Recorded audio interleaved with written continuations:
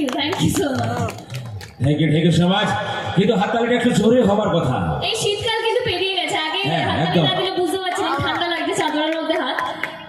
আচ্ছা, এদিকে সবাই তো সিরিয়াল দেখে আশা করি আশেপাশে, এদিকেও দেখে। এদিকে কারা কারা সিরিয়াল দেখে? দেখো না? আচ্ছা, আমাকে চেনো, টিভিতে